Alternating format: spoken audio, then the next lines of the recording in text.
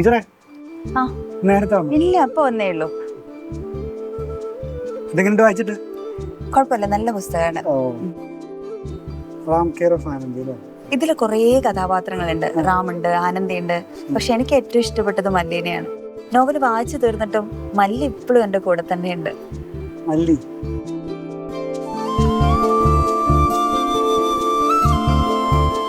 അവിടെ മല്ലിയാണെങ്കിൽ ഇവിടെ നജീബാണ്. ആടുജീവിതം ഇത് ഞാനും വായിച്ചതാ. ഈ ബുക്ക് വായിക്കുമ്പോഴേ ഈ ക്യാരക്ടർ ഇതിന്റെ വിശപ്പും ദാഹവും പ്രതീക്ഷയും ശരിക്കും എനിക്ക് ഭയങ്കരമായിട്ട് ഫീൽ ചെയ്യണോ. എനിക്ക് തോന്നുന്നു നജീബ് എൻ്റെ കൂടെ തന്നെ ഉണ്ടെന്നാണ്.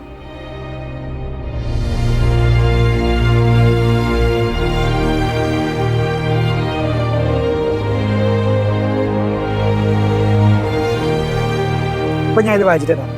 എന്നാ ഇത് എൻ്റെ ഇരിക്കട്ടെ. ശരി, ഓക്കെ.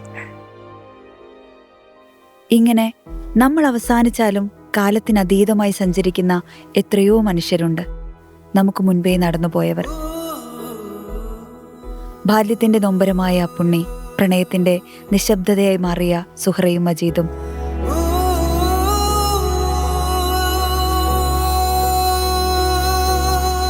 അഭിമാനത്തിന്റെയും ആത്മവിശ്വാസത്തിന്റെയും പ്രതീകമായ ഇന്ദുലേഖ, പിന്നെ വിമല, ഖസാക്കിലെ രവി, ഒലിവർ ട്വിസ്റ്റ്, ഹാംലെറ്റ്, അങ്ങനെ എത്രയോ മനുഷ്യർ.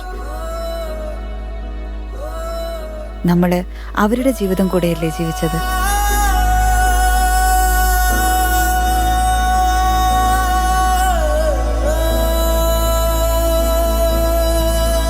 വായിക്കുന്ന ഒരാൾ മരിക്കുന്നതിന് മുമ്പ് 1000 ജീവിതങ്ങൾ ജീവിക്കുന്നു. വായിക്കാത്തൊരാൾ ഒരൊറ്റ ജീവിതം മാത്രം ജീവിച്ച് വെറുതെ മരിച്ചു പോകുന്നു. വായിച്ചിട്ടിപ്പോ എന്തിനാ അങ്ങനെ ചോദിക്കുന്ന ചിലരെങ്കിലുമുണ്ട്. സത്യത്തിൽ എത്ര നിസ്സാരമാണൊരു മനുഷ്യന്റെ ജീവിതം. പക്ഷേ വായന അങ്ങനെയല്ല.